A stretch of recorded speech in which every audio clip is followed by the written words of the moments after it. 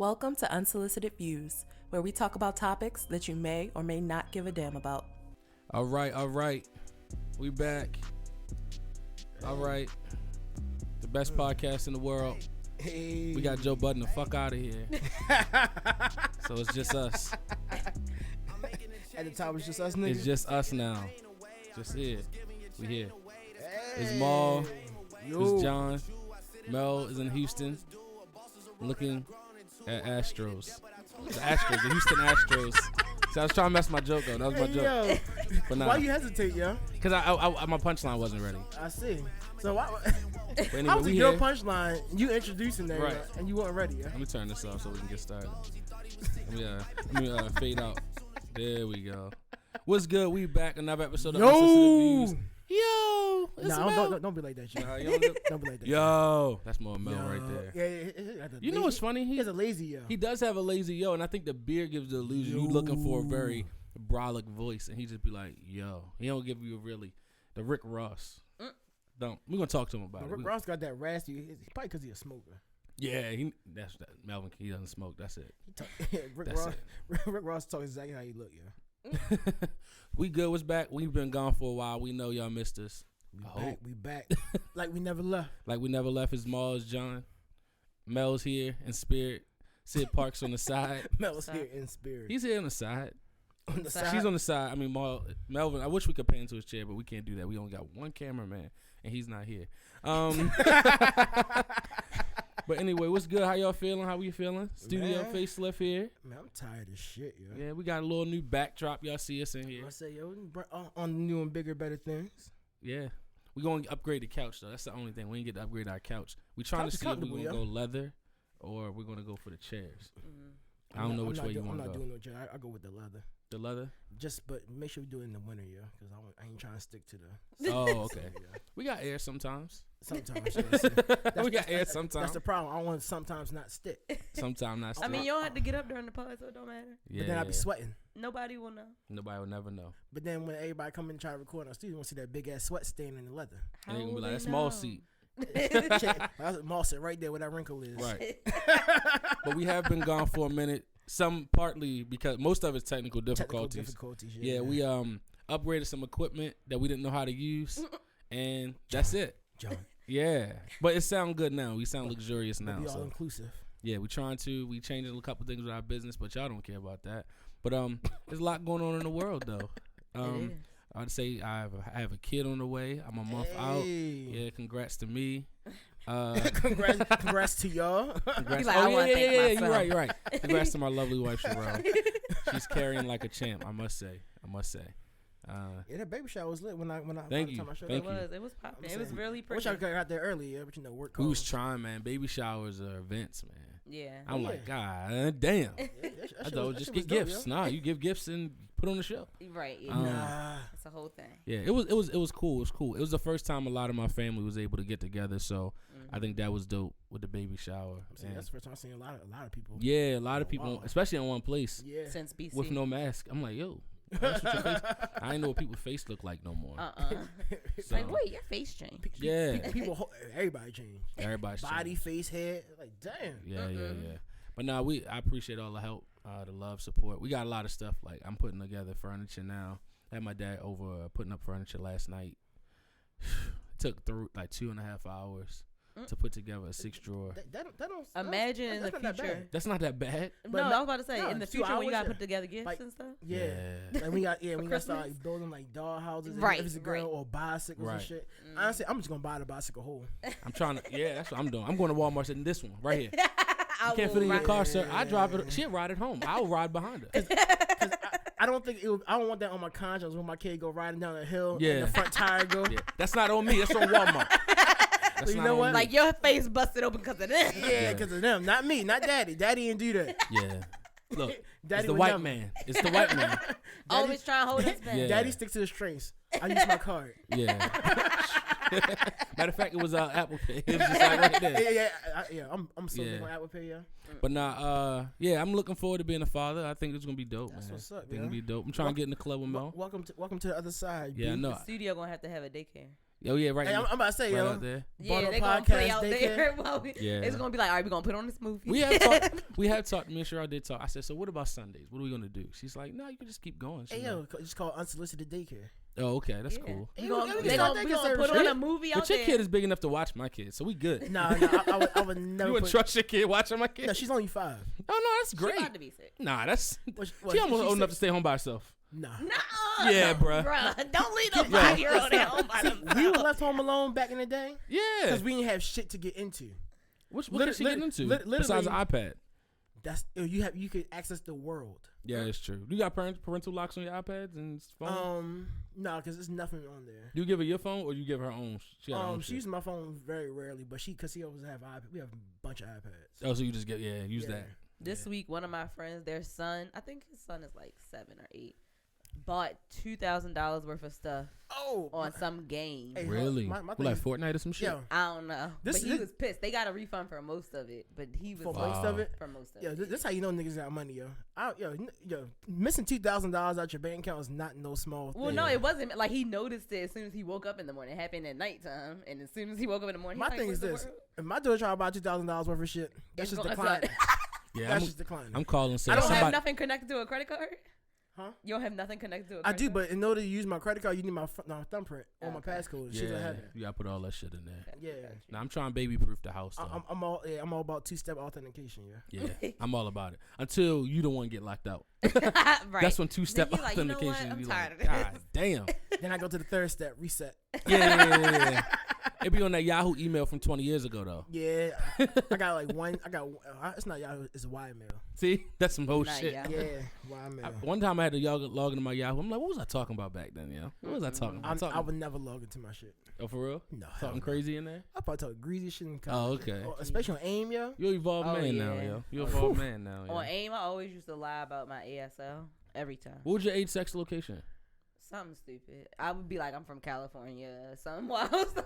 It's because you light skin. You want to be from California. That is some light skin shit. I ain't want them to find me. Nah, you light skin as shit. Well, yeah, I'm light skin. I'm in California. Yeah, I'm in California. I'm in Cali. If it's not Cali, she's probably in Florida. Yeah. No, I would not. Nah, something tropical or some shit. No. Wow. Somewhere where a lot of sun. You should have said Dakota or something. South Dakota or some shit. Niggas like, ain't no niggas there.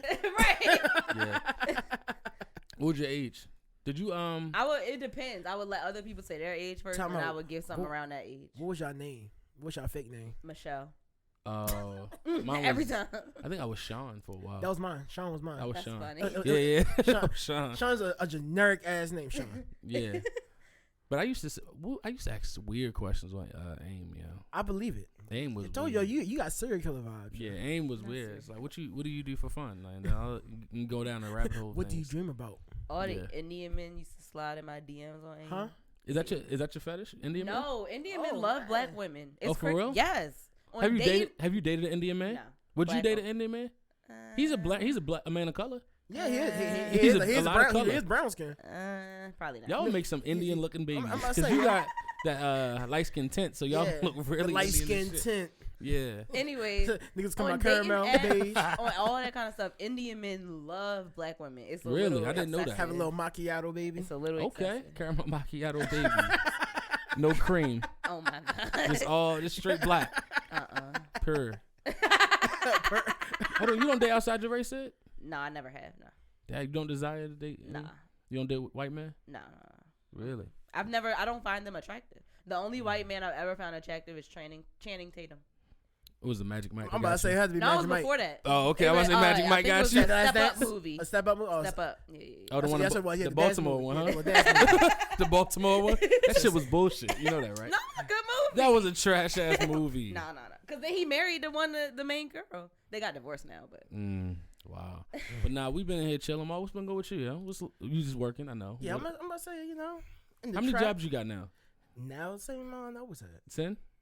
No, you got the main joint, and then you got the side joint. Your side joint, and then your side joint. Your business.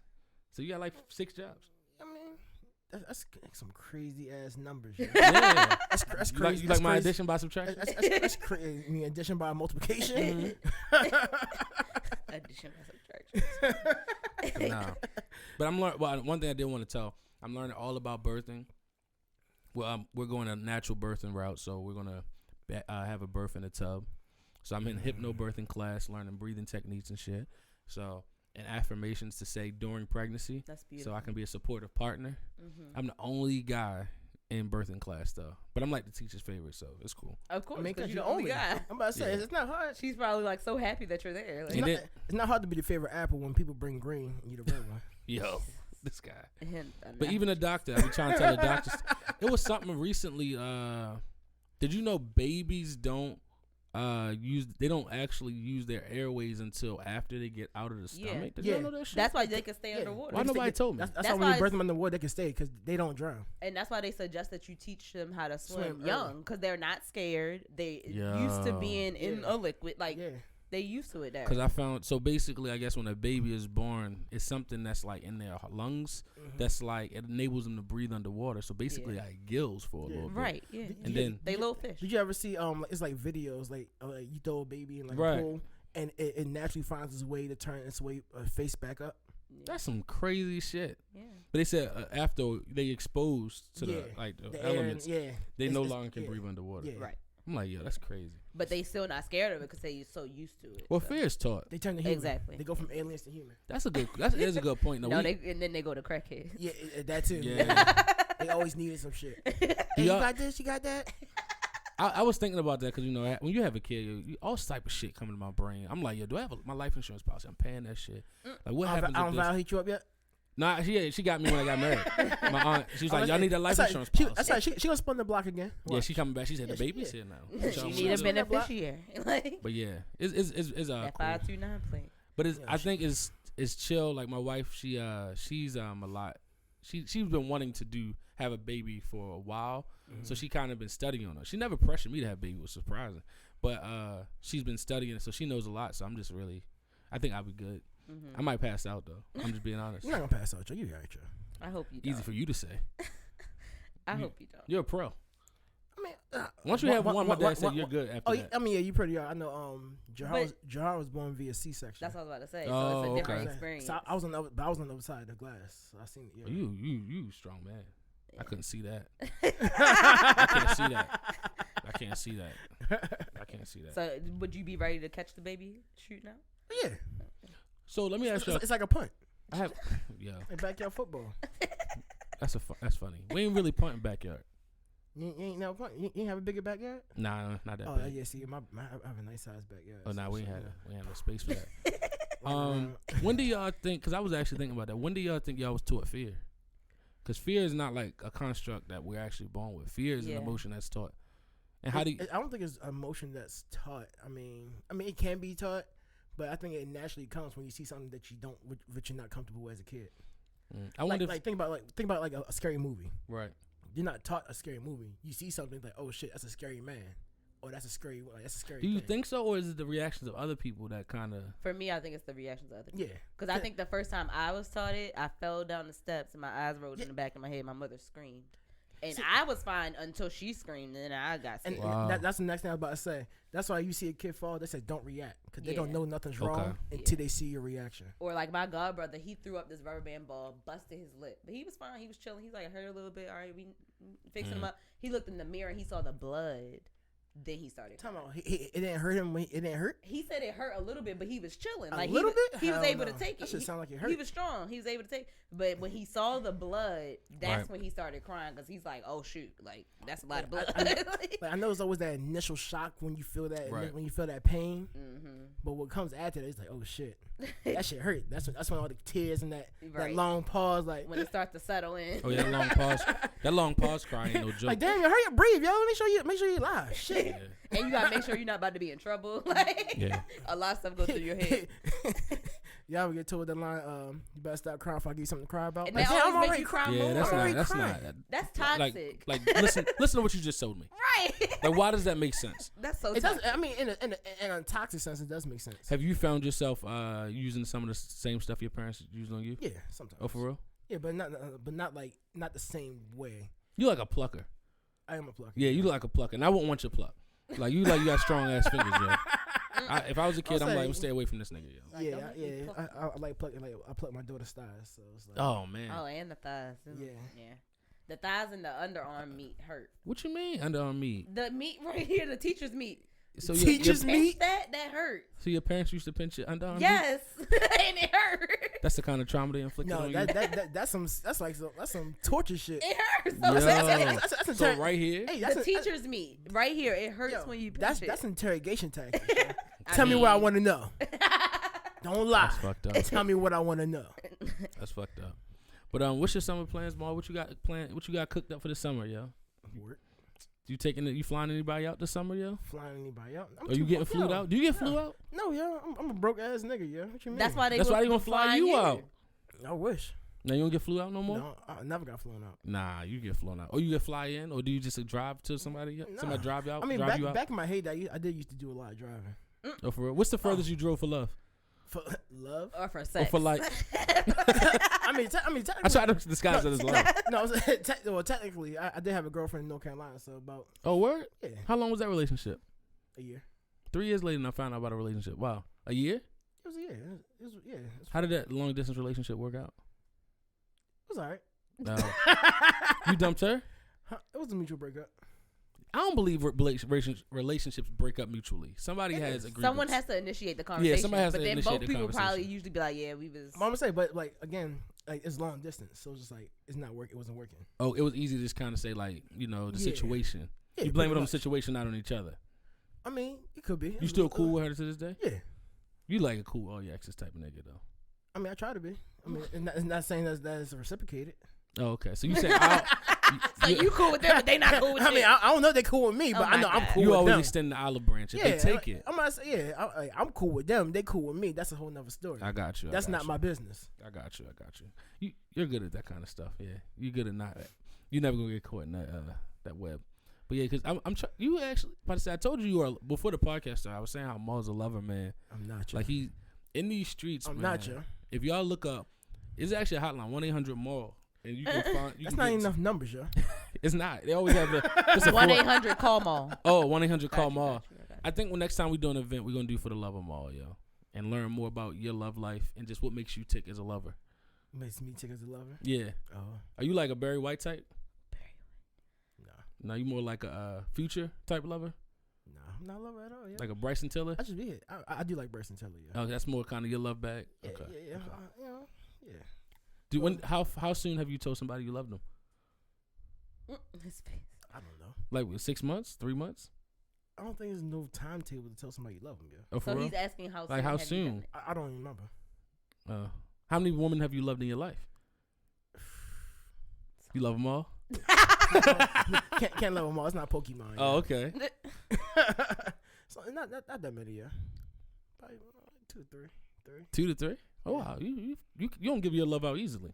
No, not at all. So you're a bad bitch. Okay, I ain't mad at you. I'm not. My name's not John. Yeah. I am. I just want to know if you was part of society. No, I'm not part of the bad bitch society. Yeah. Why not? Get over here. It's great over here. I can't be a bad bitch with titties. You're like no. Yes, you can. No. What? Most bad bitches do got titties. Yeah, right. that's why they're a bad bitch. Not me. It's not me. Oh my god. Yo, would you say Maul's an onion or more? I'm trying to think what you would compare to trying to get something out of Maul. You would be a good person to trust with secrets, though. You probably got the secrets of America in your back pocket. Oh yeah, I'm very trustworthy. Yeah, like usually if you tell me something, nothing, you won't hear it. You won't hear it again. If he gets interrogated, they'll never get nothing out of him. He's gonna go down with the ship. You got to. Dang. But anyway, you ain't got no summer plans though. I mean, Costa Rica. Weddings. You going Dolo? I'm not going. Nah. Oh, I know why you going to Costa Rica. You know I'm going to Costa Rica. Nigga, like what? Special business trip. You supposed to be there. Don't get me started, man. That's depressing. I'm getting one good reason. I'm getting one of them little travel bands. It's like you should be here. Oh, for real? Yeah. Put your name in the bottom. I came back from Costa Rica and all they got me was this T-shirt, some shit. Dang, I never even been to Costa Rica. I'm like, yo, how did I do this? You went to Puerto Rico though, so I mean, Puerto Rico was cool. That's a nice trade-off. And as soon as I left, apparently now in Puerto Rico, there's no travel, no restrictions, there's no curfew or nothing. Oh, for real? Yeah. As soon as I got back, I mean, it made no difference. The curfew kind of worked out for me. I'm gonna say it worked in your favor. Yeah, it worked in my favor. Because for you, like, if I know I have no curfew, but you got a curfew, then probably when you go to sleep, I'm stepping out. That's horrible. Right, I was about to say on a baby moon. No. Like, I'm just gonna slide out. I'm not even talking about the pregnancy aspect. Okay. But if you feel like you need to we need to be in the room. Oh yeah. Then I'm going outside because hit the bar. I'm hitting the bar. Like the weather's probably nice. Oh yeah. I'm going out. I'm enjoying. Oh, all the I'm big on that on vacation because it's like I can't get this at home. I'm saying, remember we was doing that shit on the cruise. Oh yeah, I'm gonna just let it. I'm gonna be out here drinking just because. Yo, that drink package that year, yo. Oh yeah, it was crazy. I went back because I didn't have a drink package that year. You went, yeah, and I went back to my room and they, on the TV they showed a amount. I'm like, who's that? Yo, that's mine. They tossing out drink packages. Right? Yeah, they begging people. Will y'all ever go on a cruise again? Now I will. Got that big Vax energy. I got the devil's Vax poison. And wax? I'm not wax. I don't wax. Would you try it? Would I try waxing a Manscaped? Yeah. I tried Manscaped. No. But would you try waxing? No. Well, that's a Manscaped, right? You had to wax. Manscaped Manscaped more so like the clippers. Yeah. Oh no, would I try waxing? Yeah.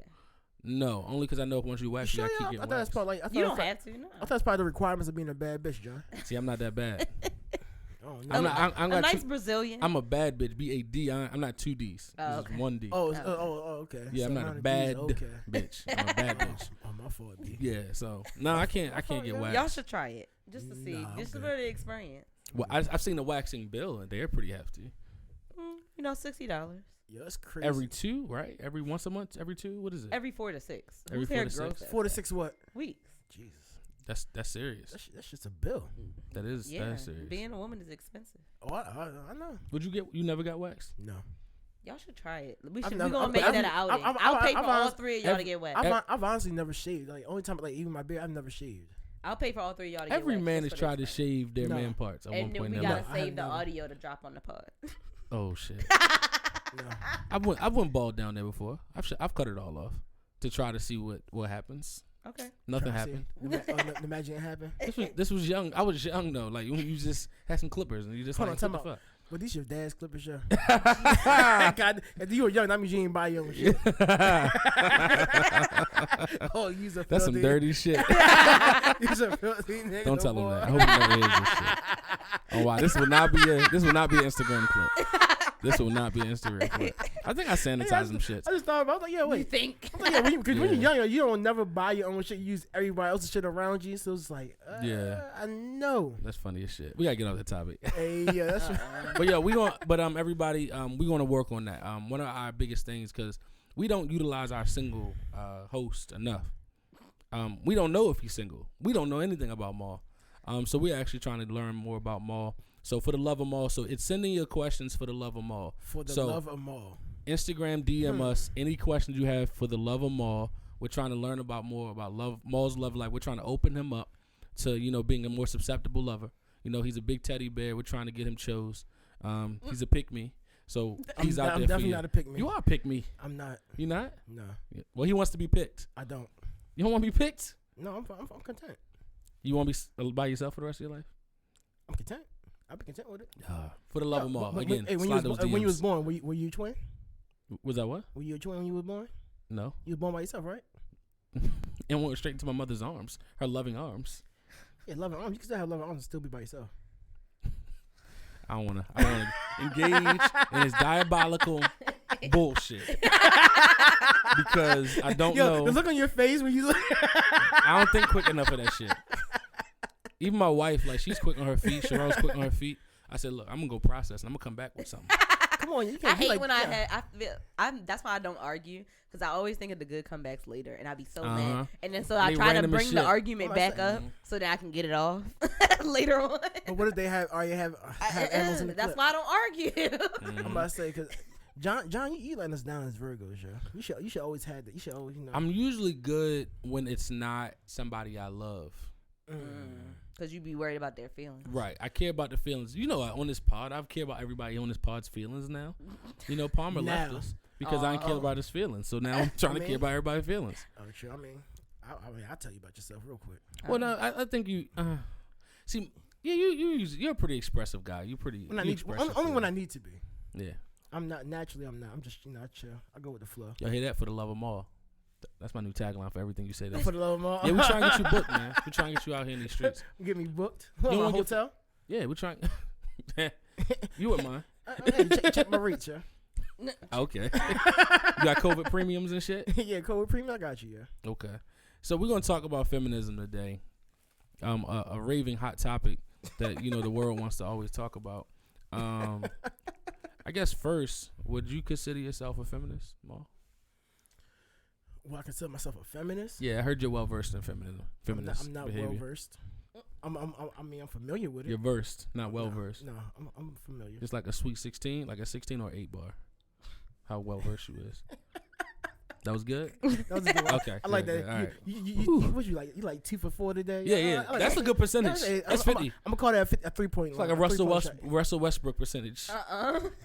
Yeah, he about 50. He had like 20 shots. He gonna miss 10. But he gonna take all 20. He gonna be triple double though. Right, I won't consider myself a feminist, but I do support the feminist movement though. Yeah, I think I'm a feminist. I'm pro woman. Is that? I'm saying is pro woman enough to say we're feminists? So I'll read the definition. Okay, go ahead. I'm about to say, it's someone who supports the advocacy of women's rights on the basis of the equality of the sexes. Oh, so I'm definitely a feminist. Definitely. And by that definition, then yes, I'm a feminist. I'm all about like supporting women's rights and the equality, but just not when it's only to your benefit. Or not when it's well, that's not equality. If not, equality of the sexes benefits both. No, it benefits both. Right. But I'm talking about when it's convenient. Okay. So you don't like that's a little toxic. You don't like convenient feminism. Right. Yeah, don't pick and choose. Yeah, you don't pick and choose when you want to be a feminist. Don't pick and choose when you want the rights to be equal. Okay. What's an example of when people do that, when they pick and choose? When they pick and choose? Yeah. Shit, we can get down like straight like gender roles. Yeah, I think women still want gender roles. Like women don't want gender roles to exist, but they still exist because when they want you to wash the dishes and do stuff around the house, they're not getting outside to cut the grass. They're not and not saying that is right or wrong. Like as a man, like that's my job. Right. But then if you see me out here taking care outside the house, then you have inside the house. I'm gonna say like, and technically, like say, gender roles going to exist based on the dynamic that you have with the woman that you're partnered with. But do you think that we, a woman, have misunderstood what feminism means? Because it seems like feminism to me sometimes can mean the absence of men. To me, I don't think feminism exists. Or the supremacy of women. Right, the supremacy of men. So like the response to male supremacy or white supremacy is not the supremacy of another culture, group, race, whatever you want to call it. Right. Like that's not going to root it out. I think unity is more so, or solidarity or support is more so what we're trying to go for. Not even equality. And I think that's where it falls in. Like they want the support, and I think that's where they think us as black men fail at in that aspect. I challenge that thought that we don't give support. I think sometimes, I think a lot of I'm not gonna just say social media, but like a lot of programming has made you to believe that support is not what you get. And there are moments where there is a lot of truth to that. But I think overall, a lot of women's experience that I know specifically, support hasn't been that absent as they sometimes make it out to be. I hope that's not like sound. It might sound gaslighty, but because I'm trying, because I only think about, and I understand it's very narrow minded of me to only think about the circle in which I deal with. Right, and even on social media, everybody not on social media. So like it's always gonna be a narrow view of what the reality is. Yeah. But see, that's your reality. The circle that you. That's true. That's my reality. That's your reality. So that's not fair. 100%. So no one can really judge your experience off of your reality. Right, because I know a lot of the men I know and deal with do support black women. And I think what happens is some people like to just be outraged. And what happens is outrage doesn't always get a result. It gets results, but it's not always the guaranteed result. Right. It's not like that's not the result that they want. But I think sometimes people I don't think they want necessarily to fix stuff. And with femininity, sometimes that's where I find fault. There's not a resolution we're looking for. It's more so a blame. It's you want to point blame and get reciprocity in the way of just like okay, you did this to me. I want to see how you feel for me to do the same shit to you. Mm-hmm. And it's like, that's not really good. I'm saying, technically, is that even like right? No, it's horrible. It's actually counterproductive to what you're trying to do. But the thing is, I hate to say it, is a weird attack on masculinity in the sense of to say anything about a woman, especially femininity, to comment on their femininity, even though we experience femininity and we have access to it and we want femininity, is like a misnomer. You don't say it. You can't say anything about that. We can't speak on it. Yeah, we can't speak on it, but we have to experience it. We have to, but, and I hate to use this in my... Well, you know when it's a slippery slope right there. Yeah. But they explicitly speak on masculinity as if they are the authority. I mean, and we never have tried. Well, some men. I'm not saying don't. But I don't think we. I know I don't ever try to be the. Yeah, personally, I don't try to be the authority on femininity. Nah, not at all. Or what is feminine? Like, I'm not going to speak. Well, what is femininity and masculinity? What are those things? I know what masculinity is. What is it? What do you think masculinity is, Mo? I don't want to John-splain the podcast. No. What's funny? This guy, he's good. What's the masculine? To me, I mean, masculine. I mean, I was raised in it, so it's like most. Like, he's Caribbean, by the way, guys. So he's hyper masculine. So you didn't have to really put that aspect y'all out. y'all beating your chest. No, not at all. I mean, me personally, I don't do that. No, I mean, really? You don't? You feel as though you're not toxic? You have no toxic masculinity? Oh no, I definitely have toxic masculinity traits. Oh, okay. Yeah, I mean, like, who doesn't? Okay. But it's how you. One, can you accept it, and to what level of toxic are you? What level of toxic are me? I don't think I'm. If we're doing a toxometer, scale of 1 to 10, I think I'm right at like a 1 or 2. Think so? Not very toxic. I think I contribute my lack of toxicity as a man to my dad because he's not a very toxic guy. He's very open. He's a thinker. And he tried to question shit. So, yeah, he's not a very toxic man. I wasn't never in the room. I mean, my dad's the man I learned from the most, and he wasn't very toxic. I must say, I think for me, like, I can't really put a number on it. Give me a toxometer number. Because I'm also petty. Oh, so you a 6? You starting out at 6? So I'm starting out at 6. I go with a 6 then. So you got to bump you up to like an 8 then. Nah, not at all. If I'm starting you out at a 6 on your toxic scale. Because sometimes, like, I feel like toxicity is a necessary evil in life. Sometimes I think toxicity is used by men and women when it benefits them most. Again, is it beneficial? It's like you pick and choose when you want to be toxic. Oh yeah, because I'm about to say I probably use my toxic in some ways that I don't even understand or realize. Yeah. What do y'all think Melvin is on the male toxic meter? He's very probably low. Like a 3. Yeah, Mel's a 3. Mel's very. I mean, low. Compared to me, I know Mel's pretty low. I said let's give Mel a 4. A 4. All right. You don't think Mel's a 3? A male toxic? You might be more toxic than Mel. Really? I agree. How can I be more toxic than Mel? I just think you are. Please tell me my toxic ways. It doesn't show up in your relationships with women. Yeah, I'm saying it shows up in your relationships with men. Yeah. Oh, please do tell.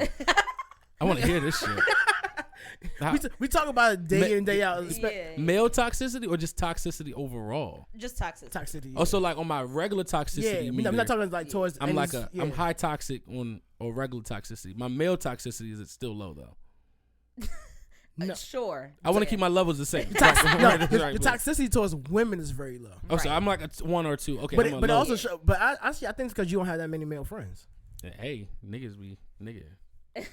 Like it's like so I think that might be part of it too. You're learning how to navigate male relationships. Yeah. And as you learn how to navigate, you're still learning. This is a hot take. Yeah, you're still learning. Yeah. It's easier to men don't communicate well. Agreed. So women communicate a lot better and a lot more concise. And women usually are pretty lucid about their feelings. That is interesting. So you think that you don't interact with men? Men ego you got to overcome before you communicate with them. And sometimes I don't have the time to deal with the ego. So because I don't deal in ego in terms of when a communication. Because for example, to me, I deal with the mindset what's understood does not need to be explained. So for example, if there's a commonality can that be here, toxic though? I mean, tomato. When people say that in relationships, you got Heinz, I got the regular ketchup. It don't matter. I got tomato. But no, I don't. I think, for example, is an understanding. All right, so see, we're going down a rabbit hole. Yeah, it's a big rabbit hole. What I'm saying, I think a lot of time when we dealing with people, I do believe in dealing with people with child gloves. But the same token is, I think there's a difference between dealing with people with child gloves and enabling behavior. True. Oh yeah, it's a very fine line. Yeah, a lot of times people don't like to be challenged. Mm-hmm. That's one thing of our generation that's we missed. Mm-hmm. That we can't call people out, we can't challenge people without having an argument, a fight, pushback, or like I hate you because you challenge my thoughts or views. My thing is when it comes to that type of challenge, how is it resolved? How is a common ground found? And challenge in general, like it's just like all right, like an argument. If you have an argument or disagreement with somebody, right? Like one person can be up, one person can be down, but somewhere y'all find a middle ground, right? To like a common resolution. Like, all right, you know what? We can agree to disagree. Like, oh yeah, you're right, I'm wrong. Da da da da.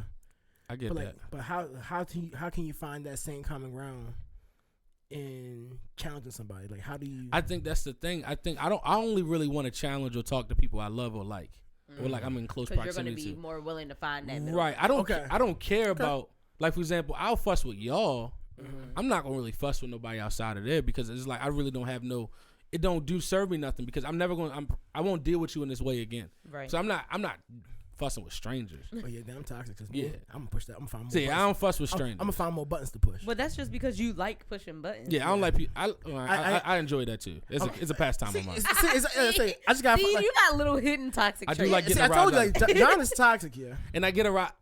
So one of my biggest toxic traits. He get aroused. A rise. He gets aroused. He gets aroused from toxic. No, one of my biggest toxic traits. Me and Cheryl talk about it often. We talk about how I ask questions I know the answer to. Oh yeah. I do that too. And because and unfortunately, it's a byproduct. Unfortunately, it makes people feel stupid.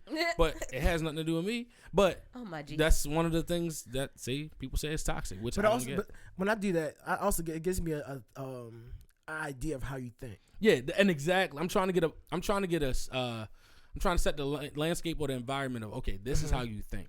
So, for example, your response, it's not as much of your response, it's more so about how you process it. Mm-hmm. So, for example, it's like, okay, cool. So I psychoanalyze people in that way, so I know how to move. Mm-hmm. But the problem with that is then you start to move with assumptions, and that also can be toxic. Yeah. Because then it's very toxic. You take people's ability to change their mind or feel a different way. And that's the only problem. Because you had that one thought already made up. Those encounters. That's how I usually do. But let's go back to the point of how we deal with people. Mm-hmm. It's hard because I think nobody wants to be wrong. And when people are wrong, I think as I've grown, I've accepted to be like, cause I have been that person a lot. Like, no, I can't be wrong. But as I'm getting like, it's it's okay to be wrong, and I'm starting to accept that a little bit more. It's okay to be the stupidest one in the room or the dumbest. Yeah.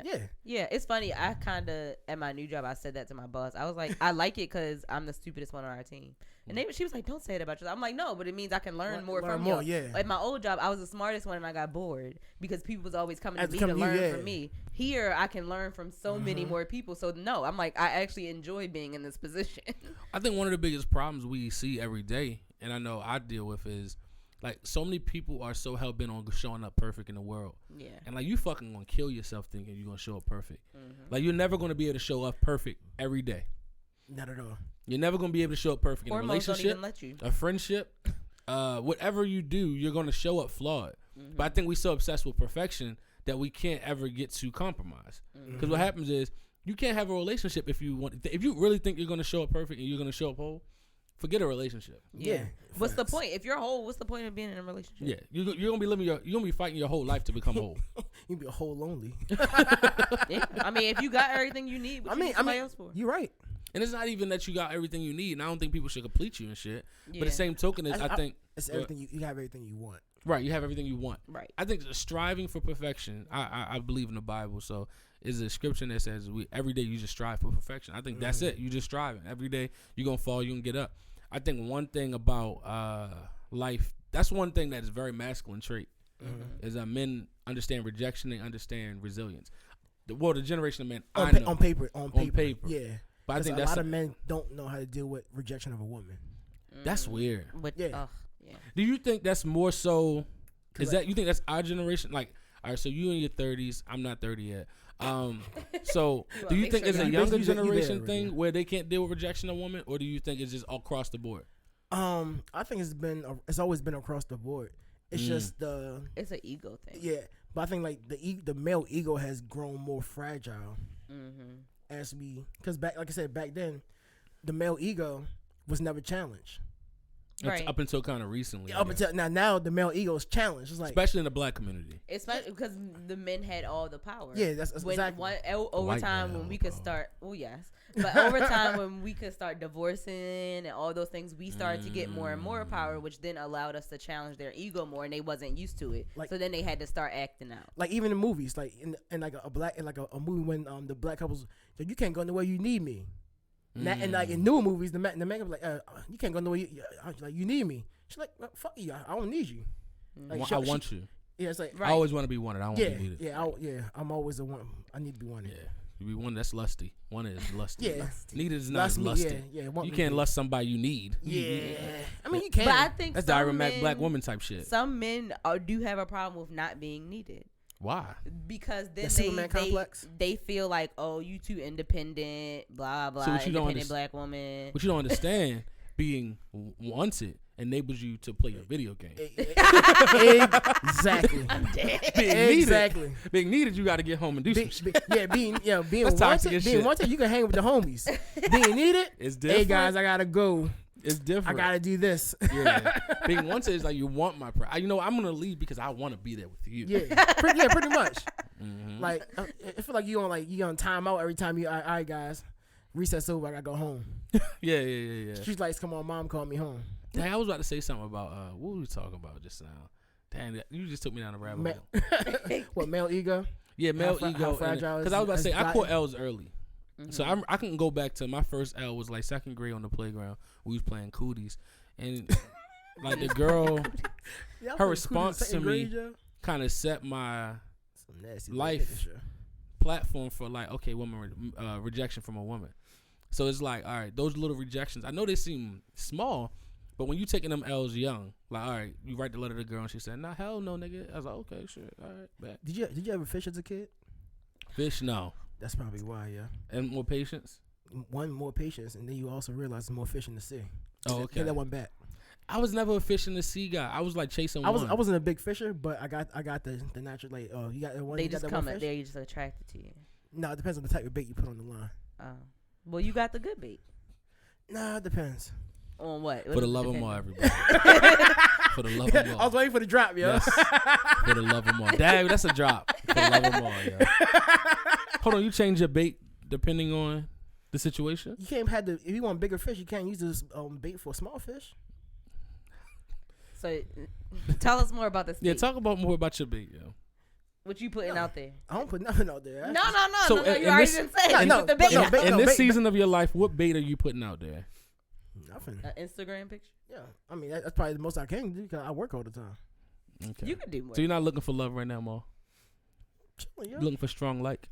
Strong like? I can do that. Looking for a young queen to cuddle with? A tenderoni? Yeah. No, it's too hot. Yo, it's hot. It's hot niggas. You got hair. You said what? You got hair. I got hair. Air. You got air conditioning. Yeah, nah. You got a ceiling fan. You good. I've been inside for a year, yeah. Oh, okay. So you trying to work on you? Yeah, I'm always working on me. But you still looking for I'm a constant do people really be working on them when they say they working on them? Sometimes. You can call me 695, yeah. Always got something going on. Oh, shit. I'm always constructing, yeah. Oh, man.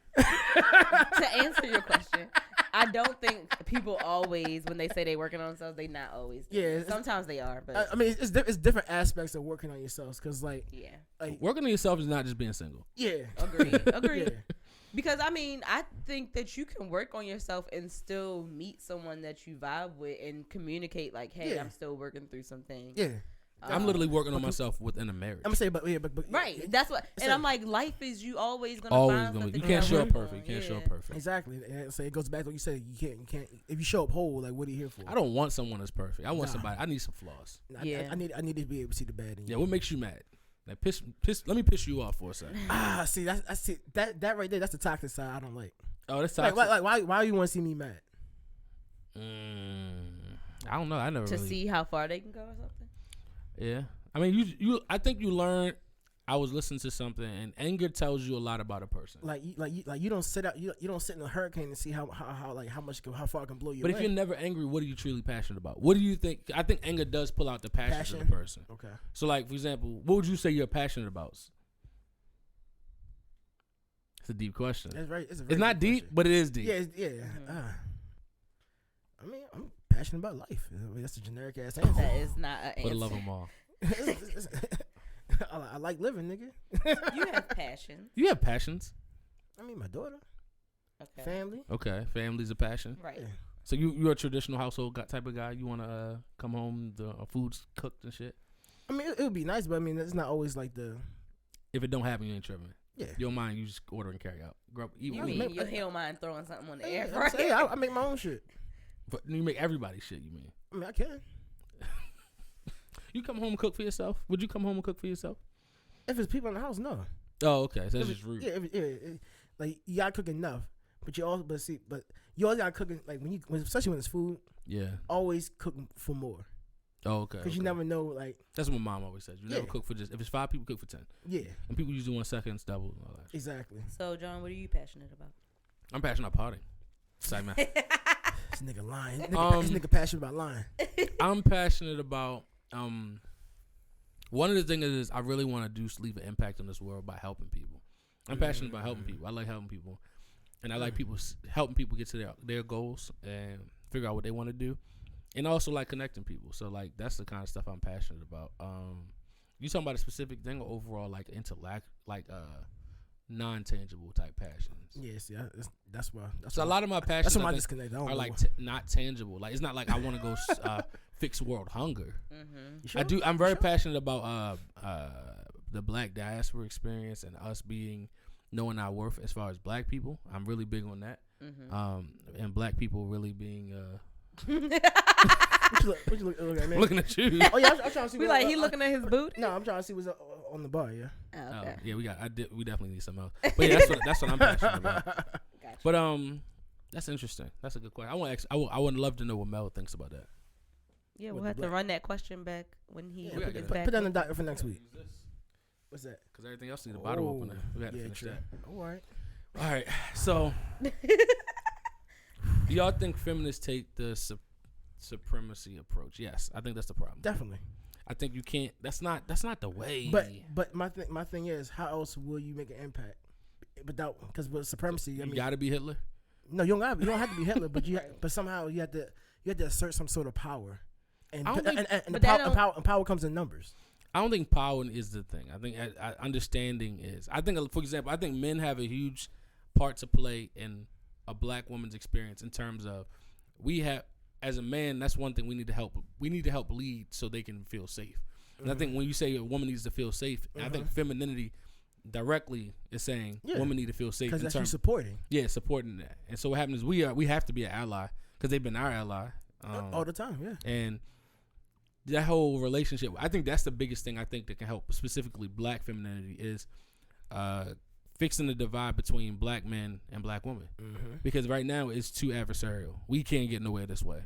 We need each other too much. Mm-hmm. To like you can't fight for black women's rights and not fight for black men's rights. Yeah. No, you can't fight for black men's rights and not fight for black women's rights. And I think that's the divide. Yeah, that's the disconnect. They can't black men aren't always here for black women's rights. Mm-hmm. And so that's when the separation happens because black women specifically are always like, we always got y'all back. Yeah. But then when it's time for y'all to have our back, y'all don't time for us to show up. And so then it's like, well, here we are again. Oh, no, I will always say, vicious circle, I apologize specifically for not being that. And I think a lot of times, no excuse, but I like a lot of our fathers and the men in front of us, I think they were so wrapped up in their own trauma, they didn't know what to do. Yeah. Mm-hmm. Trauma and surviving.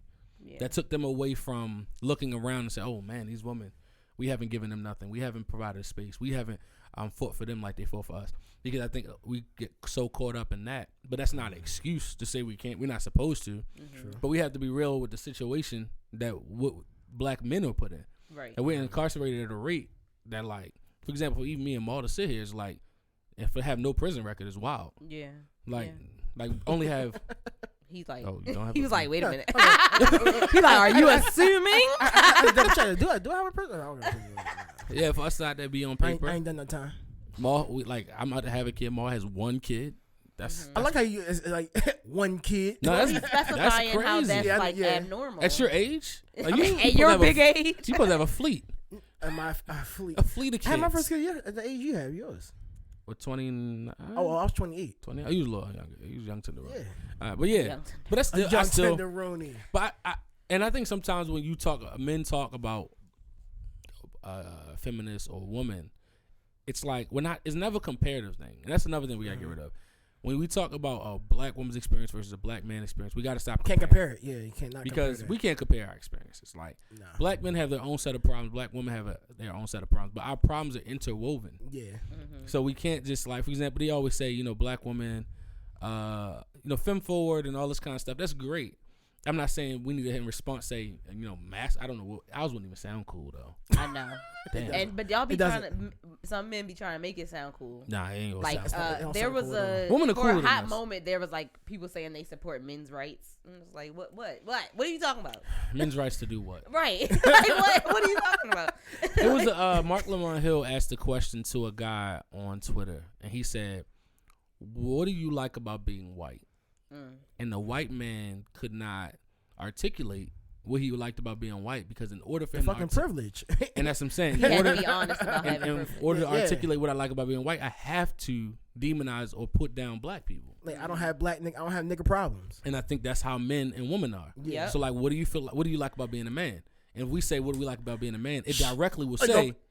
Comparing what the women go through. Exactly. Yeah. So that's what it's very hard. But I think it's honest. It's honest and open to admit that. Yeah. And to be like, it's not right, but this is what it is, and I don't think it should be this way. Mm-hmm. No, I agree. But that's when white people are able to say that. Then I'm like, okay, maybe you are an ally. But when they can't say that, then I'm like, you haven't faced yourself yet. You can't be my ally. You gotta face yourself, especially white people. You gotta face your own demons and admit that you got people in your past that were slave owners to then be able to be my ally. You have to deal with all that first. So I was thinking about this topic on the way here, and I was just like, so femininity is a spectrum, just like masculinity is a spectrum. But there is a certain, I would be crazy to say I don't. There's certain things about what feminine is, like a feminine woman, that I do find attractive. Mm-hmm. But yet, I feel as though as a man, that is not my place to say what I like about femininity, so to speak. Well, why can't you just say that's what you like about women? What do you mean? I don't subscribe to femininity or masculinity, but you definitely do, though. I don't because I don't believe that. But how do you say you don't? You're sitting here as a feminine-looking woman. You are feminine. Everybody would not say that. People, dead serious What? people have said that I look like a boy, like all my life. A boy? A boy where? Yeah. Where? Where? Maul looks like a boy. People, man. even a dude. I won't call you a boy. That sounds weird. I'm about to say, I'm calling you. What's wrong with you, yo? Yo, what? Don't call me a boy. A guy has told me he would never be in a relationship with me because he doesn't want to look like he's dating his homeboy. You don't look like a homeboy. What? I'm saying these are things that have been said to me in my lifetime because I'm not the most quote unquote feminine woman. Trophy wife? No, because I don't wear makeup every day. I don't wear heels that much. I don't switch I don't do those things that are quote unquote more feminine. That's fucked up. So which is why I don't subscribe to whatever the definition of being feminine is because me not doing those things don't make me less of a woman. It doesn't. But the funniest thing is, I guess a nigga like me, you look like a woman. I'm about to say, but that's what I'm saying. Everybody got different perspectives. And you act like a woman. Everybody and got you are a woman. Perspective of what. But hold on, can we is. even say act like a woman? Is that rude? Yeah. We can't say that. Well, I take that back. Nah. No, she acts like Sid. Yeah. I just think everybody defines what femininity is differently, which is why I'm just like, all right, I'm just not gonna. Speaking of that, does toxic femininity exist? Anonymity. That word stay fucking me up. I think there can be toxic feminism. Yeah. I don't think there can be toxic femininity because the definition of femininity is just the characteristics that are typically aligned with a woman. But there are toxic people that support feminism the wrong way, in my opinion, and that's toxic feminism. What do I do if I like some of the characteristics that are associated with a woman? Is that toxic? No. Oh, okay. I love a woman that takes care of herself. I like a woman that like adorns herself. I like a woman that does her hair, looks good. I like a woman that talk that woman shit. What is woman shit? And I don't want. What is that woman shit? It's just like women just talk a little more sensible than us. Let's be honest. They're smarter than us. Okay. Women are smarter than us. Okay. We know that. You know that, right, Mo? You not gonna admit that? I mean, I'm pretty smart motherfucker, yeah. You don't think women are smarter than you? Oh, no, it's definitely women smarter than me. Are women smarter than men? As a whole, yes. Okay. That's all. There we go. I'm just trying to get you there. You was trying to make it more personal. Yeah. I'm on a personal level. Like me? You like no. I'm off. So it's just like it's just a different touch. Like, for example, like, when you live with a woman, you know the difference between how you were there before they existed there. When they come, they put their woman sauce on everything. Right. Like, even this podcast. Like, woman sauce. When a woman helps, we do better. Oh yeah, definitely. So like, I always acknowledge like what women bring to the table. Like, women bring something. Women are special. necessary in men's life. Yeah. Very necessary in men's life. Yeah. And a man that says very a woman necessary. is not necessary, you're crazy. I mean, Or gay. Even I'm gonna say or gay, but I mean that's neither here nor there. Even, But I think I would even a say lot a of gay gay man men would can say a woman. acknowledge- I think they're more necessary in a gay man's life. Yeah, you're right. They can't even acknowledge. I can't tell who's more necessary in that aspect. Exactly. Because a lot of women will prefer to have a gay friend over a straight friend. Yeah, that is interesting. I think it's because, and I don't know if this is right. This might be toxic, but I think it's because gay men are typically more willing to support women and more willing to acknowledge the ways in which women are better. I think they're just I was about able to say something do that could that. have been toxic. Yeah, that's why I asked her. Cause I wasn't going to go In down a that weird slope. way, couldn't that be pick me behavior? It could be. Yeah. Because, But I mean, a gay person wanted to be picked by a woman. yeah, because they want to be more like you. Yeah, y'all competition. But all gay men don't want to be women. You know what That's they true. say? That's true too. Get closer to what you want to be like. But that's what I'm saying. All gay men don't want to be women. Like all gay women don't want to be men. There True. are I some believe that that. That's kind true. of lean That's true. that way. Very but, true. I mean, it's hard to see on the outside looking in, but But that's why like terms like masculinity and femininity are harder when you're inclusive of non-binary people, because then like where do they fall? Why can we wholeheartedly say we don't? We want men. I mean, sorry. So why can men wholeheartedly say they want women? Why is it hard for women to wholeheartedly say that they want men? We can say we want women. Yeah. But women, it struggles for them to say we want men too. I think it's because it's rooted in being. I want to say it supports the male ego, but it strokes the male ego. that, and I think it's that like after being let down, you do try to come from a perspective of like, I don't need them. I might want them. Isn't that a trauma? Isn't not? It's a trauma response. Independent Absolutely. woman is a trauma response. For most of the time, yeah. I won't. Because I don't think nobody needs to be so independent that they don't need help, or they don't want, not even need help, they don't even want the involvement or collaboration of a partner. Right. Not even romantic, just anybody, companion, partner, friend, anybody. Because my argument to people, to specifically women that always be like, I don't need a man. I'm like, but you want to be a mom, right? I'm like, you can't do that without a man.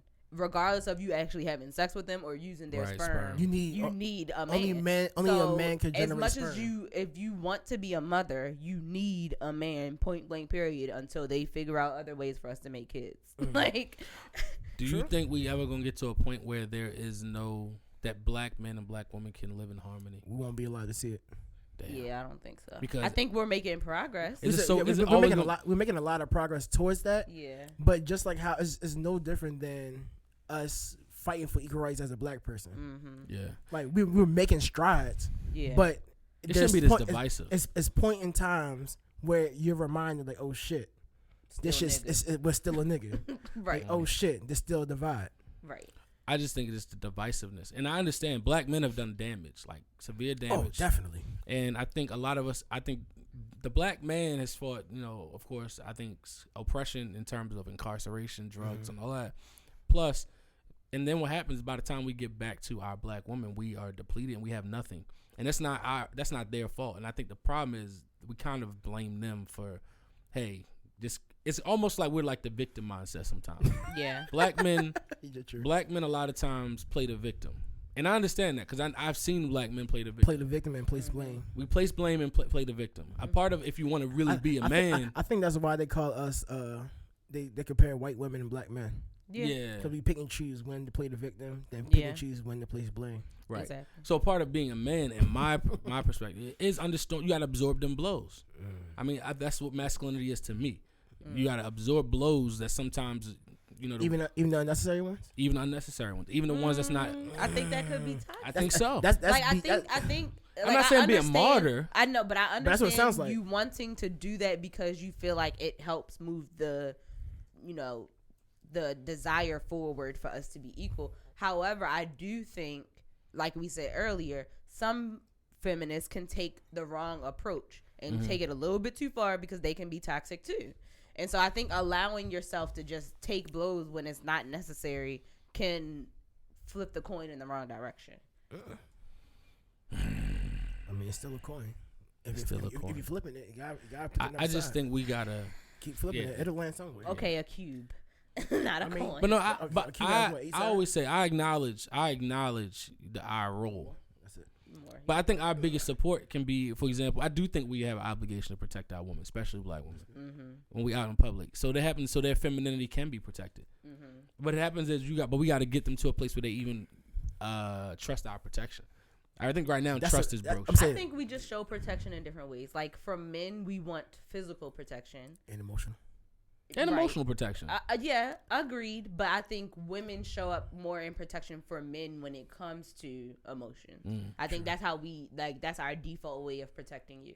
Aside from like fixing your food at a restaurant when they mess it up and y'all don't want to say nothing. Oh, so we're content with them. I'm like, oh, know what? They ain't got to worry about that. And then we still be like, nah, you ain't want no onions. Hold on. So onions don't taste that bad now. So this might end this topic, but this is I know this is a big deal. Where a lot of times one thing women don't like, I'm talking specifically black women because they're the women I deal with typically all the time, is they are tired of doing the emotional work of black men. Yeah. So black women are tired of doing the emotional work of black men. I get it. I'm a black man, and I think a black woman has done some of my emotional work. Some before. Well, the thing is, I think I was. In my situation, I think I wanted someone to do all of it. But what happens is I think my wife specifically, Sherelle, what's up? I love you. She didn't allow herself to do it. She, forced the point to say, hey, no, you got to do some of this work. Yeah. I can't do this work for you. Yeah. And she also, because I think a way that I also go about it is I make sure that they realize it's necessary for them to do their own work for us to move forward. Exactly. Move forward, yeah. But is it space to be with a man at a point in his life where he has not done all that work? Because this is what I'm going to say. I don't think it's a realistic notion that all the work's going to be done, then he's going to come to you. Right. No. I mean, I think he should be striving. Yeah, I think we should be a work in progress. And I always think seeing the effort matters. Yeah. If I say that I need to see that you're working on something for us to continue, and I see that you're trying, then I'm cool. Because it's like, all right, you put in efforts for it. You get the A for effort. But if you're not even trying, then that's the issue. Not even trying to do your own work. Right. But in doing your own work, is a woman the judge of your work? I think it's a combination of you and the woman. I think so. I think so too. I think so. I'm not saying it's the most healthy. I'm not saying it's the right thing. Unfortunately, that's where sometimes the tough part is. Whereas though sometimes the work, we can sometimes do work as men that only is conducive to make a woman comfortable. Yeah. But not necessarily work that is actually necessary to us to keep being the man that we want to be. Because like I think we can make changes and do work as a man, and you're home like, damn, yo. I see you're changing. Yeah, I understand. And then you go to a woman, nah, that's not enough. Because I think sometimes the women confuse that work they want men to do, only if it doesn't serve me, is not really work well done. Facts. But I also think that might be because oftentimes men don't do work until it's inspired or initiated by a woman. I have to agree with that. So then, of course, if I'm the one who says I need you to change this and you didn't even realize that you need to change it, then of course I'm going to be the judge. I think wholeheartedly as men, that's what we need to get away from, doing stuff for women. Judge, jury, executioner. Right. Yeah, we need to get away from doing stuff. Yeah, if you initiate, then then you your own judge because you realize you needed to do this work, and so you move forward and do it. And I'm here to support you. Like if your work is you working through things with your family, I'm here to support you, but you got to go do that on your own. What you say, Ma? That goes back to like just even us as kids. Like when niggas did stuff, it was to impress a woman. Right. It was for a girl. It was for a girl. Get the bubble gum and shit. Exactly. But then when the women did it, it might have started out as them to get noticed, but ultimately it's for them to feel better about themselves. There's nothing wrong with a woman doing something for a man's attention. No, not at all. I agree. I think that's been demonized so much and toxicified so much. Toxicified. It is nothing wrong with trying. Is that whole word, yeah? I don't think I don't think it's not as crazy as people make it out to be. I think it's just so uncool. Yeah. But the same token is like, that's how attraction works, right? But it's because now in the era of social media, they call it pick-me's. So if you do something for a man, I don't think you need to go out the way. I don't think you need to be excessive. But like, if you like somebody, you want to get their interest. I think a pick-me is someone that does the majority of things for the attention of men. If you doing something like, my man said he liked when I got white toast, so I'm gonna get white toast. Like, okay. But what if you like white toast? I don't agree with that wholeheartedly. But what if he does really like white toast? Yeah. So then get your white toast and keep it pushing. Like that's not. Don't have to broadcast it. Right. Okay. Right. But why can't you broadcast other shit? Why can't she broadcast that shit? I think. What about the ones that cooking for baby plates? Oh yeah. Like I said, I don't think it's anything wrong with those acts individually, but I think when the majority of your acts are to serve the attention of men is when you become a pick-me. High key, we are both supposed to be in servitude to each other. Yeah. So like, men are supposed to submit to your woman, and women are supposed to submit to them. Because if you're submitting to each other, can you really go wrong? No. But okay, yes, you're supposed to submit to one another when you're already in a relationship. Pick-me's are usually not in relationships. They're just trying to get the attention of any old man. Because it's funny, because as a man, I would say you don't really, a pick-me is not somebody you really want to be in a relationship with, because you really, as crazy as it sounds, she don't even know herself because she's just doing stuff for you. Black men in our toxic ways, we enjoy the adversarial relationship with women in terms of like me and Mel said it last time, like getting screamed on sometimes is more of a barometer of knowing where we are in a relationship. It's not necessarily it's toxic, bro. It's toxic. You know what? Oh, you yelled at me? I know you can't. But I know you and you enjoy someone having their own opinion. I do you enjoy that. someone that's not just gonna do everything single thing that you desire you desire. But does that really need to happen to know that they really care and love you? No, it's toxic. That's why it's toxic. Okay. I know I'm toxic in that way. But I'm getting through my toxicity. But you're a 1. Right. On my global toxic scale, I think I'm a 3. Okay. Only? What you guys have not proven. Yo, you said global. That means bringing the toxicity towards men, toxicity towards women, putting it together. I'm a 5. So now you okay, Paul. Middle of the, here we go. Everybody started at 5, right? Got the basic. Hold on. So overall, so I'm on my global toxic scale. Y'all think I'm really toxic? Yes. Cause Sid, you call me toxic, which I'm appalled by. But like, why am I so toxic? You're really a dark-skinned Joe Budden, yeah. I think you do have a lot of Joe Budden tendencies, but I don't think you're as bad as Joe Budden. Not at all. No, I think I've been grounded. Well, I don't even think Sherelle would let you get that. Yeah, she would. I wouldn't have nowhere to live. Sherelle beat the shit out you. Yeah, I wouldn't have nowhere to live.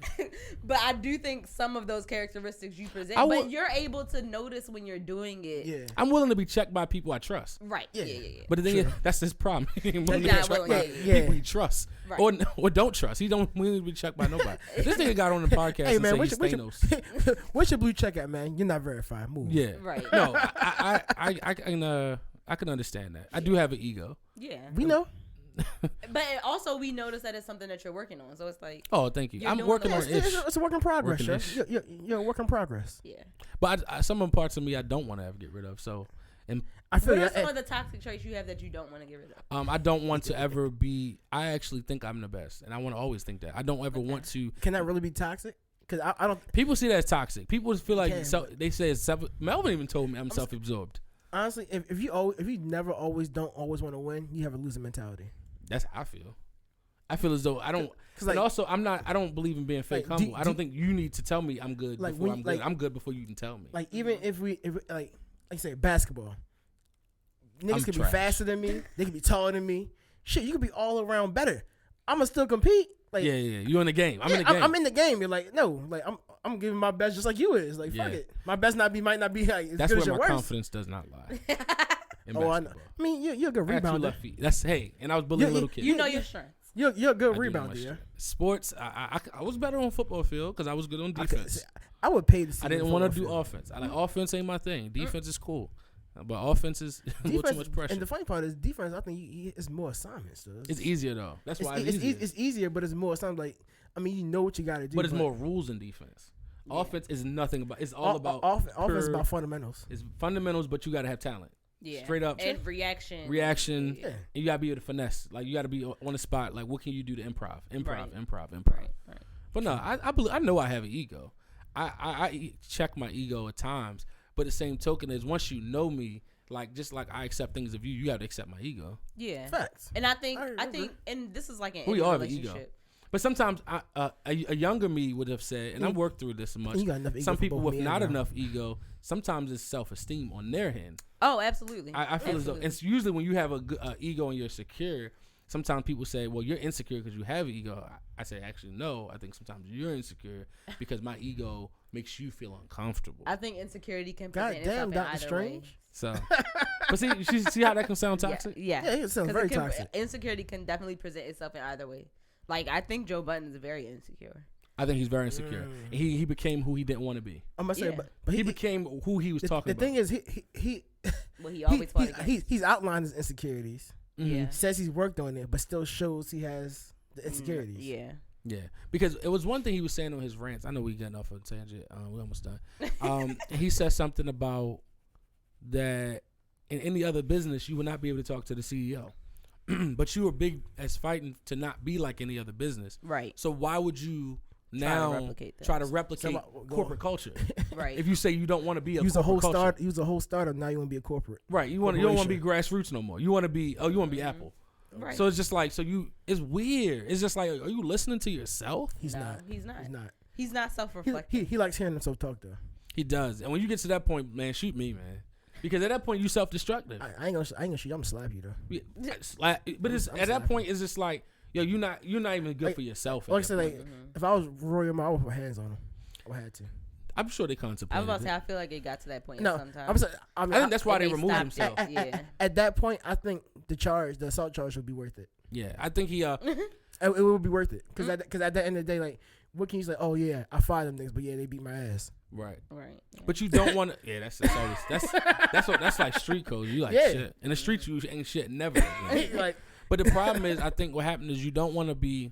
I watched the movie A Bronx Tale, and one of the biggest lessons of that movie is: stay with the movie. Do you want to be loved? Or feared? Feared. Yeah. And you never, or I guess love and respect kind of go hand in hand, but you don't want to be feared. Right. When you're feared, people are waiting for you to turn your back. They are going to shoot you. True. Yeah. But when you are loved or respected, they'll come to you with the same problem. They'll say it to your face.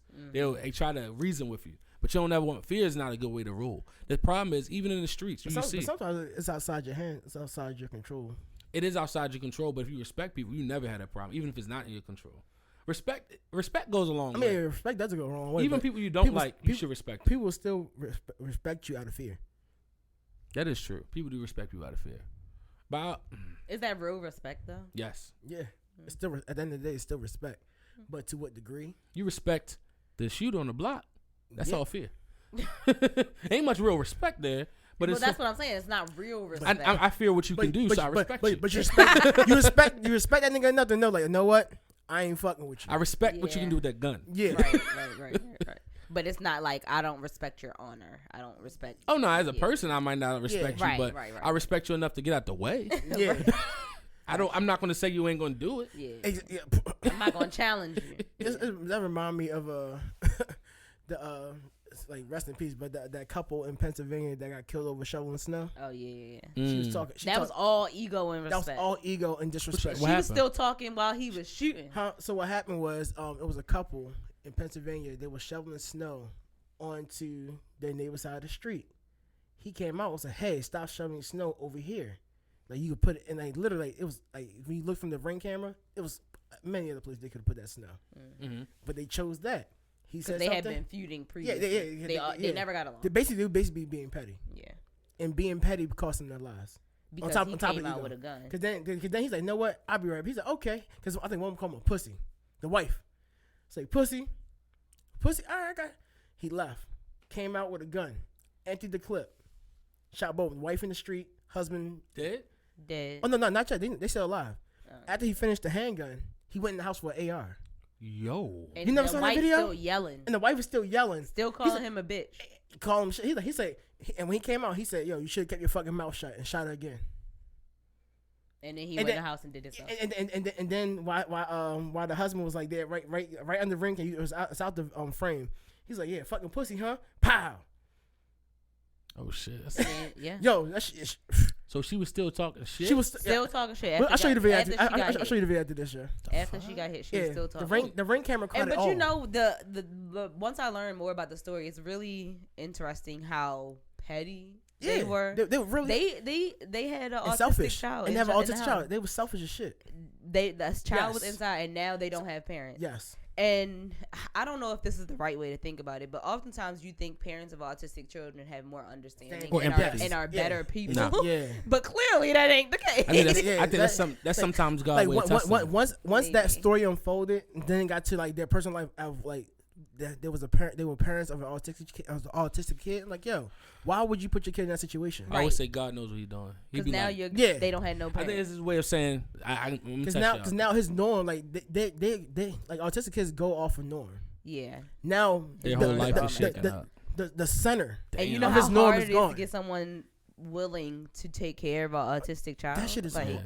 Which is most sad. of them end up in institutions. It's so sad. And why would you put your child in that situation? All for snow. And all you could say like, sorry, my bad. Keep it pushing. I'm a sorry, my bad guy. Oh. Look, I say sorry, my bad when it's not even my bad. Yo. Like somebody else could have done it, but I'm gonna say my bad. The world is crazy. I even saw a video later on this past week. A dude got out his car and started shooting into the car. Oh yeah, it was a road rage situation. Yeah, a woman was cutting off a dude. He got mad. He got out of the car, shot her. She had kids in the backseat and everything. Yeah, I don't think she died. No, she didn't die. She got shot in the shoulder. Yeah. But then on top of that, he turned around and shot at the car behind him. Yeah. Shit. Because he was just mad. I'm going to stay in the house. Yeah, I was like...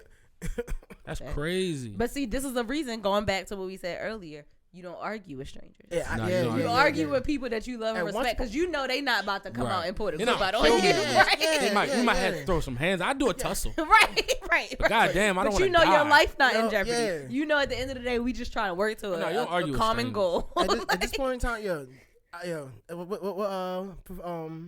director Fury say is ant boot ant, like yeah. At that point, I'll be the ant. Like, know what? I don't even want no problem. I want no problem, boo. I'm out. It's not worth it. It's sometimes not worth those it's not, yeah. Before we get out of here, I wanted to kind of start a segment, but we got to get some questions on this. So we're going to start a segment that says, what women want to know. So we're a Toxic Mansplaining podcast. Mansplaining. We want to talk about it. You want to take the shot? Do you have a shot? Oh, let me take the shot real quick. Come on, take the shot. You drink yours. Take the shot. There we go.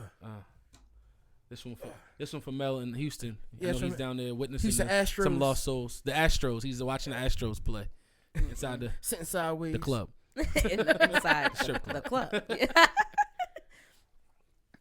Mel said bike club, my ass. Oh my gosh. So what was you about to ask? I said I want to end this episode. And you just think of a random question like, what do you think women want to know about men? Yeah, that's what our new segment. What we think. What makes you okay, how can I good question. What women want to know? What encourages you to want to settle down? Like what are some of the factors? Me? Well, I feel like you've been settled all your life. That's it. But what I would say is you were born domesticated. If I wasn't, I would say okay. So what encourages me to settle down? See, I'm a creature of this might be the Virgo in me, but I like structure in terms of I would like to know what I should expect, and I think that's what probably would encourage me. I don't think it must be September Virgo. I think you don't like the unknowns. I do. You a different boy, for the love of more. Yeah, you different. He loosey goosey go with the flow. I don't think settling. I don't like settling down. I don't like the word. That's why I was trying to think of a word, a better terminology. I get what you're saying. Finding a life partner, okay. Yeah. What encourages you to find a life partner? Getting a house, chilling. like, and not running the streets. What takes you? I want to run the streets with you. Facts. Like, let's run the streets together at that point. Yeah. So for you is I would rather find a partner to run the streets with. Hell yeah, okay. Less stress. Yeah, it's a lot of stress. I know it's a lot of stress dating, and I've never dated, but I watch it from afar, and I'm like, that looks stressful. And as you creep into your 30s and your 40s, it's a different conversation you gotta have when it's a little bit more pee in the pool. Yeah. You gotta get some baggage. Right. It's like, hey, how you doing? What kind of baggage you got? Yeah. And then we can talk and see if we want to continue from there. I mean, it's baggage. Well, I mean, I guess. I mean, as a 20s teenager, baggage is college baggage. You can throw that baggage in the ocean. Can you really? Yeah. Because what about childhood trauma baggage? That's gonna come with you regardless. Yeah, you're gonna have that at any age until you work through it. But you say, so you're saying like the additional weight in the baggage? Yeah. Okay. Yeah. The drink pouches you trying to sneak on the cruise ship with, like that's the baggage. They usually lightweight, yo. So it's they like, are usually. It's like a couple. Do you feel like you dealt with all your childhood trauma? I don't think that's ever a working process. I was about to say, I feel like I think it's ongoing. Yeah, I feel like I'm still, especially because I still live at home. I'm still dealing with it. Different. You face your childhood trauma every day. I think different situations. Mom. Different and they be like, "Why you you going off?" Yeah. I'm like, "You just did what you did when I was 5." When I was 5, That when you was 5. you remember that fruit roll up? You remember that fruit roll up? They eat your food, they eat your cereal. Facts. All right, so what's your answer, Mo? What takes you out the streets? What takes me out the streets? What would take you out the streets? What would take Maul out the streets? I gotta zoom in on this. On the edit. I don't know, yeah. I guess I'm cause right now. I'm You in the work. streets, Maul. Stop saying you're not in the streets. You're in the No, streets. I'm at work. Nah, you in the streets. Here we go. What would take you out the streets? What kind of what are the top 5 attributes you look for in a woman for the love of Maul? Top 5 attributes. Yeah. I'm gonna have to sit there and think about that, Joe. Can you give me 2? Give you 2. Loyalty.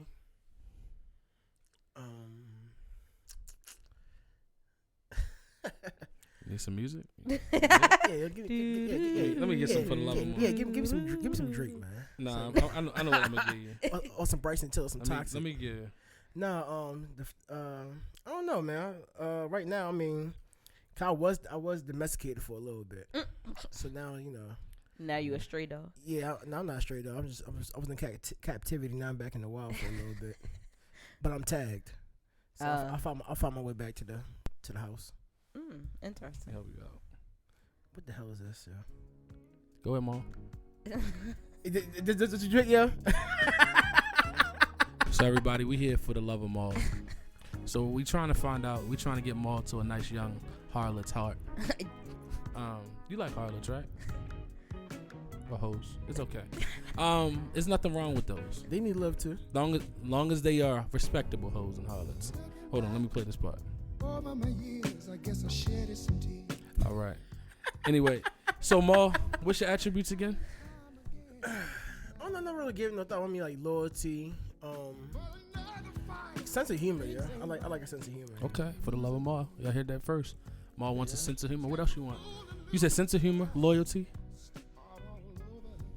I guess trustworthiness comes with loyalty. Hey, There you go. That's it. All right. Every week we're gonna do a segment for the love of for Maul. what? Yeah. They trying to get you hooked up. For what? Yeah. Why don't you? They tired of you being the only single one on the pod. Look, I'm about to have a kid. Melvin gonna have a kid. We gotta be the dad pod. See, but for the Dad married pod. I'm gonna still be a dad regardless. Dad married pod. We got you married. You wanna get married? So you trying to married get him eventually. married? You You aspire to trying to get marriage? Mel to have a kid? Yeah. Eventually. I'm trying to get Mel. Mel's gonna have a kid in the first year. I'm trying to get him in there. You gotta get in the Trying to get him club. in there? We can get Mel in the club. What you want? We You want definitely system? about to have a baby. Nah. Like I'm saying, daycare. you want system? Nah, I ain't gonna be a part of that. Oh, I'm about to say, you like, you ain't gonna get in the Well, first year. because you and Palmer at the same time, so you got to find somebody to partner up with Mel to do it at the same time. I'm not having another one. I'm out the game. You don't want Irish twins? Hell It no. won't be Irish twin. It's too I would late. love Irish twins. Irish What's twins not bad. how long is that? Babies born in the Within same the year. same 12 months. Yeah. So that like within 3 months. I love my of wife too much Your for that. child being born, getting I love pregnant. my wife too much. For that. I You would don't love- definitely. I you would don't be love your cool wife with when you do twins. that kind of Any shit. kind of twins. That's not true. Y'all can love each other. You know, just And that ends up in the church. Yeah. Another Can she time. heal, yeah. 6 weeks. It's after 6 weeks. bruh? You can't heal for a 9-month experience in 6 weeks. That's what. That's Well, the that's why guideline. you just go ahead That's and the have baseline. another one. So then you heal for real And after that. some people actually don't wait.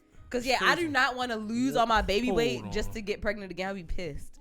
You dive deep into that ocean without waiting? I haven't never done that. What?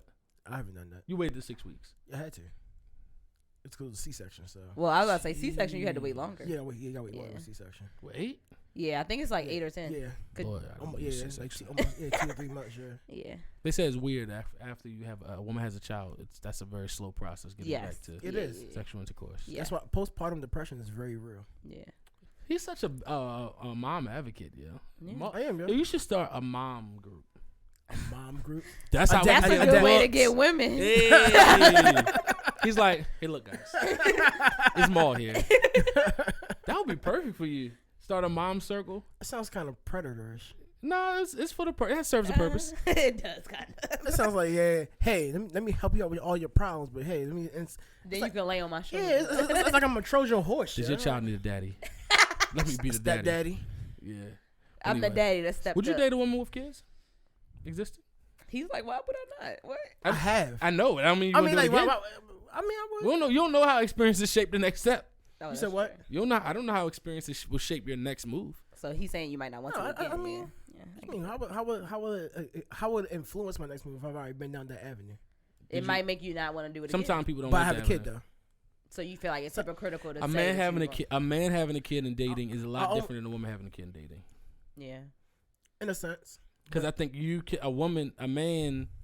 No offense, the kid is different when they're with their dad. I mean, no, that's very true. Yeah, because a lot of times the kid want to go with their mom anyway. So I mean, they were with them for 9 months, so I mean, they already got a 9-month head start on you. Interesting. They do. They have a 9-month head start. That is true. But you was there too. You talking to him. My name's Dad. I never said that. That's what I be doing. You didn't? I talk to the stomach. Yeah. Hey, this is Daddy. I mean, you that's talk, my exact words. Yeah. What's up? You gotta sing to the baby. Actually, sing to the baby, talk to the baby, like reading the story. Cheryl gets mad because I go up to her stomach and be like, "Hey yo," and I like yell, and she's like, why do you do that? I said, like, that's the real world. I want the child to know the real world. So I yell at the child all the time. Not yell I said, kick your mom bladder. Baby come out traumatized. Sure. Why you say that? Yelling and shit. He's really trying to make this baby like his teammate. Yeah, this is my guy or my girl. So I should take a raffle for the boy or girl. But that's another episode. Y'all hear this audio? Y'all see how luxurious this sound? Luxurious. If it don't, trust me, I might kill myself. I look hella low even when I talk. But I'm a low talker. So. You are a low talk. You're a mumbler. But the thing is, I'm with this new device we got, I can just turn that shit on up.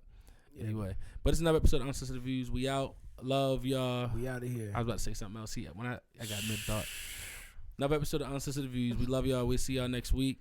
Mel will be back, hopefully. Mel's booked and busy this summer, so I'm about to say Mel was a engaged hot boy, yeah. Hot boy summer. It's his last hot boy summer. I'm gonna say it's hot boy summer. That's just gonna end abruptly. I don't think so. Why do you think that, yo? Yeah, don't have to. You could run the gonna streets be with the your same. partner. I don't think his life's gonna change at all. Me either. Because I mean, they've been living together. I think the kid only things that change your life. Yeah. And you trying to make him have a kid in the next year. Exactly. So it's gonna change abruptly. We all gonna be years abruptly. Yeah. We gonna be on the same peg. We gonna be right here. Hey, it's I not. gotta go home and change the pampers. Mark gonna be like, I've been there, done that, bro. I'm out. I'm be at the brunch. What y'all gonna do?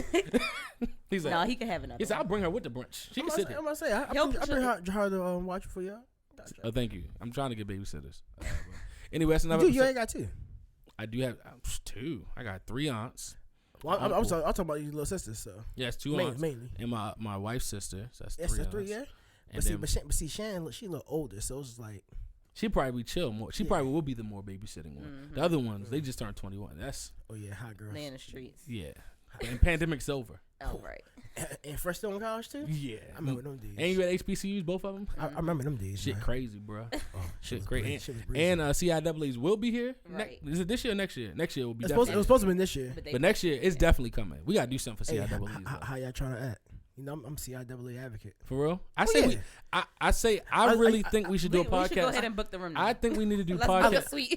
I literally always used to go to CIAA in North Carolina. I think we need to do podcast festival during CIAA week. I'm telling y'all. Podcast festival? I'm with it. We should I like do that. it. I like that idea. And I think we in town. Stay tuned. People's podcast. I know some people coming here got a pod. Yeah. Like it's perfect. And then we have a party at the end. That's why our party event was going to be. I can check the Group Me streets. See what's going on. We book a venue now because we can book a couple places. Right. And we got privy because they don't even know where they're coming in the Baltimore. They don't even know. They don't know nothing's close. No, they don't know. Ain't no way to really book shit. Top Golf gonna be a lot of people in CIAA, they know Baltimore. Yeah, I'm about to say HBCUs kind of travel to the different cities HBCUs in. We got a couple here. We some nomads, yeah. We keep it pushing. Yeah, you are big on the HBCU streets. Who, me? No, I'm not. You retired? I'm a regular person. For the love of them all. As he likes to be mysterious. But we out of here. We love y'all. Peace. Sniggy John.